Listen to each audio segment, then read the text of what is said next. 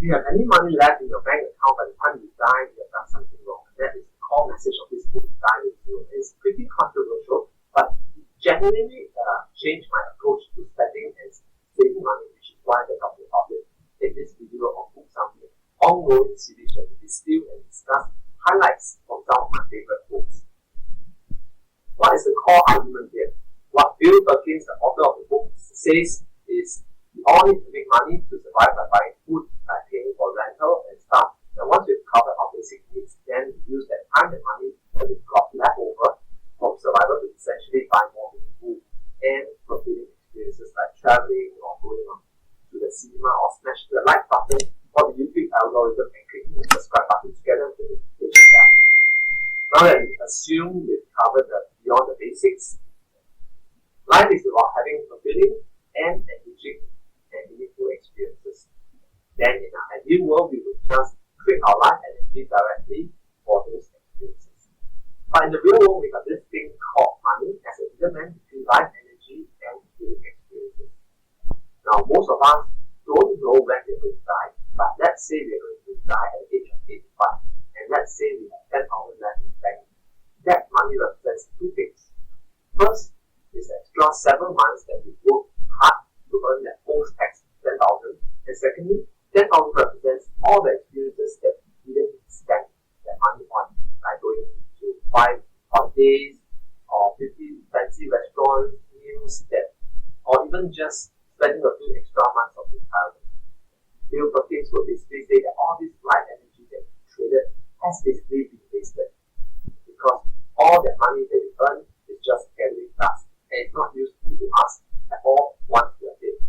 So this raises a bunch of questions like, what if you run out of money when you are old?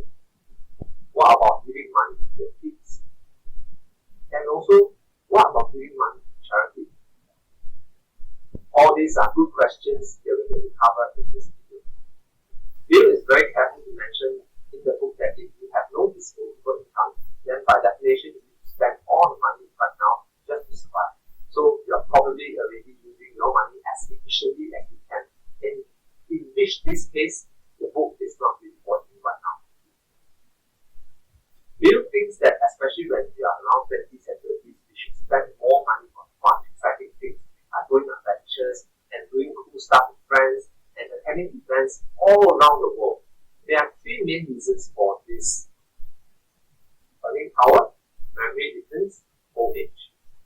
The first reason for investing in experiences early is that our earning power generally increases as we get older. So what seems like a big chunk of money when you are 20 years old is very much less significant when you are 40 years old. You have a house, kids, an established career, and a lot more money coming in. Now, this is a crucial insight as we can see the graph. Our earning power goes up, our happiness from spending 20 to whatever the number is goes down over time. So if you're young, especially in your teens or your 20s, then in a way you don't really need to overly obsess about saving lots of money.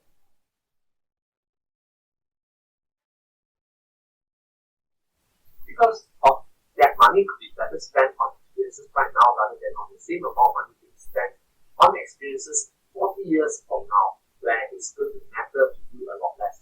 The idea here is that every year, good experiences that we had in the past give us a return on investment, because every positive experiences we have also creates memories in addition to the experiences itself. For example, you and your friends go on this amazing 3 months ship program called the Ship of Southeast Asia Youth Program, SIAP, through Japan and Southeast Asia, Indonesia, Vietnam, Cambodia, and Laos. And you are probably 30 years old then.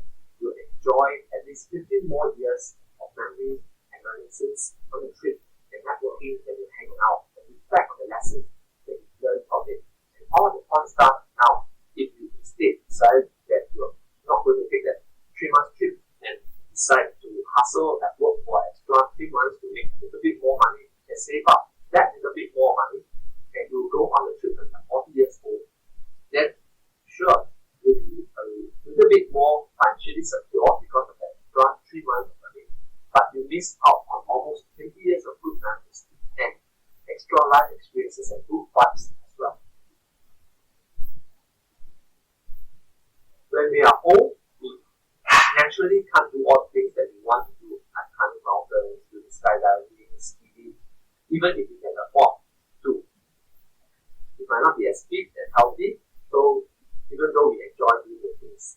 This is generally what our spending power looks like as we are getting older, and this is generally what our health looks like as we are getting older. So basically, it's an inverse relationship between how much money we have or can make over time and how healthy we actually are to enjoy the experiences as we get older. So basically, what the author is saying so far is to spend lots of money on experiences when we are young now, and not actually literally telling you to die with zero in the bank account. I'm just saying that if you think of it as a big idea that you're aiming to die with zero, then it actually makes you think twice about what you're doing with your money and what you're doing with your life. Because to be honest, most of us, if we are high earners, we tend to have this very profound tendency to oversave and underspend because we are very risk-averse and we tend to think that, hey, making money and saving it for the future is way more important than enjoying right now. So this book doesn't have all the answers by any means, but let's talk about some of the common objections to this idea of basically spending more money. Number one, what if I run out of money? This is the idea of longevity risk, and really the whole point of saving is that usually it's to serve you, such that you can get a house, because society has told us to buy a house, and we need to make sure that we don't run out of money when we are older. Nobody wants to die early, but no one wants to die after their retirement money runs out either. So the whole thing is apparently most people who do save actually save way too much and spend too less during their retirement than they thought they would. So Bill Perkins cites a bunch of figures and studies and stuff in the book, which you are more than welcome to check it out if you want to. But the main point is, depending on various things we are running out of money a lot more than is actually likely that we will generally run out of money. What about the kids?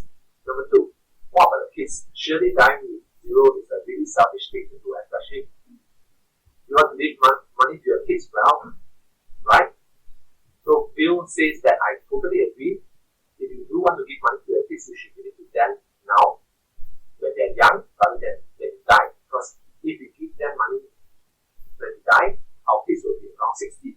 And when they get their inheritance, this is bad because when you are 60 years old, you get a big windfall. It doesn't really help much that you are at the point where you really establish your career and you have your own earning power and you can enjoy money a lot less when you are 60 versus that of when you are somewhere between 25 and 35 years old. In that age group, the windfall is ridiculously helpful and can do a lot of things like putting down a deposit on a house or invest in starting your own company or what kids now that there's some kind of financial safety net and actually having those amazing life experiences instead of running your 20s away trying to make ends meet, make rental and potentially making bad decisions and choosing a job you don't like because you need the money to survive.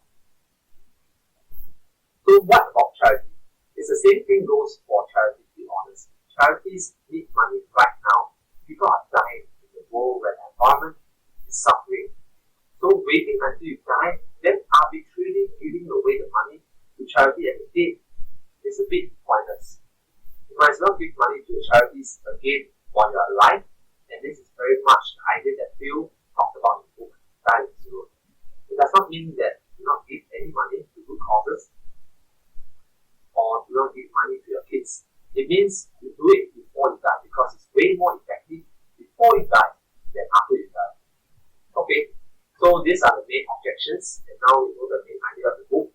We should be a little bit less concerned with trying to save lots of money than we never spend, and instead being towards a bit more of spending money and actually allowing ourselves to spend money on those experiences, especially when we are young. Now take a look at some concrete things that we can do with this information.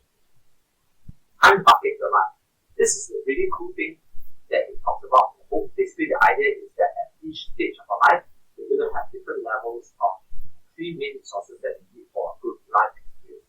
And those three resources are free time, money, and health. If we make a diagram showing how much of each thing we have at different stages of our life, on average, it will look something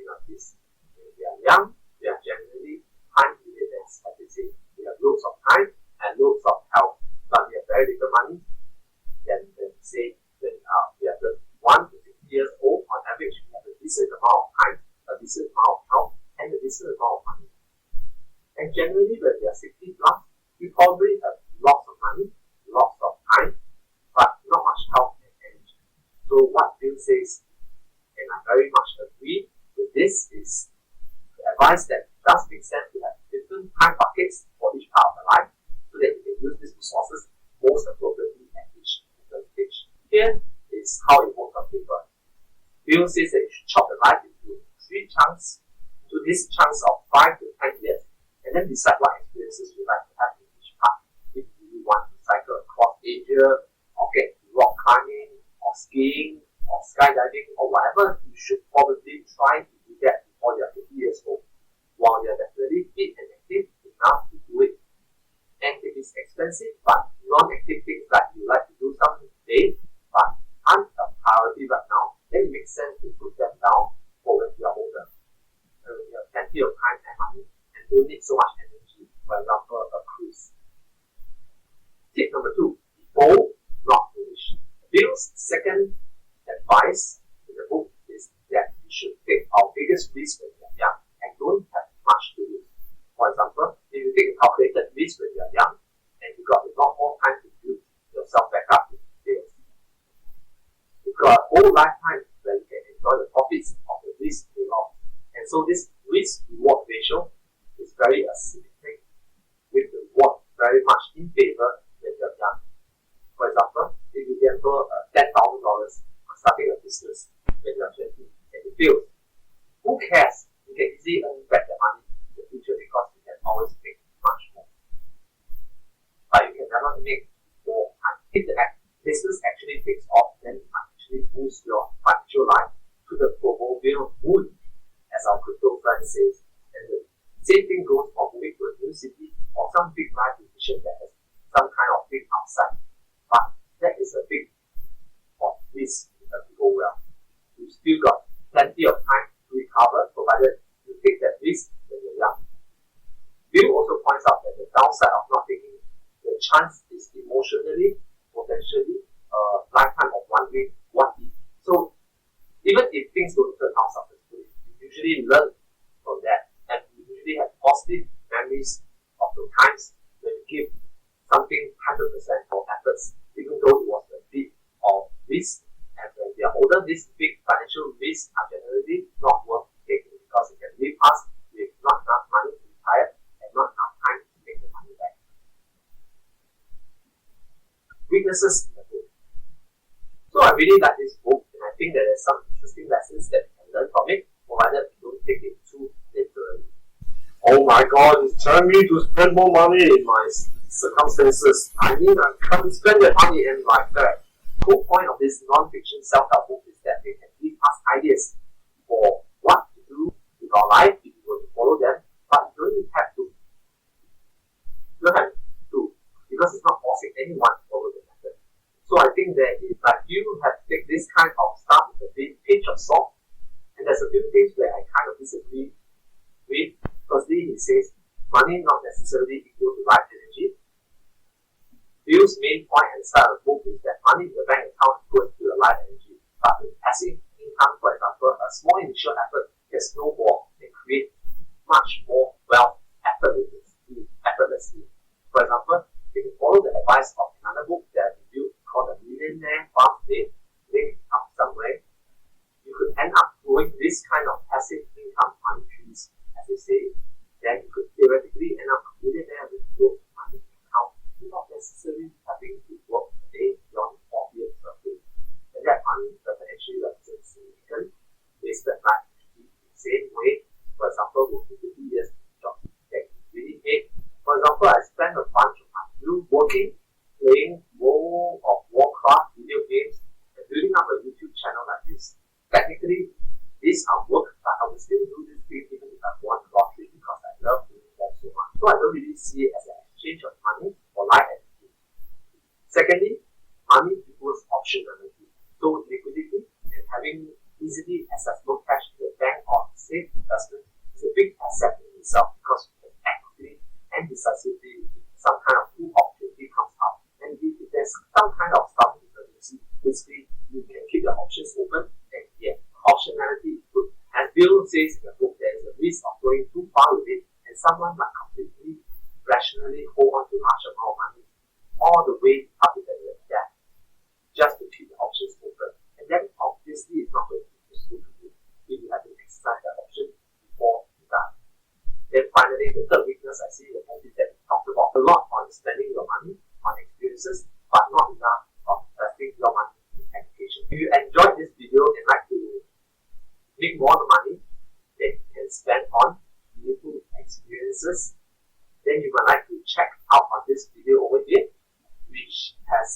decent side hustle or passive income type ideas, you can start right now. So thank you very much for watching.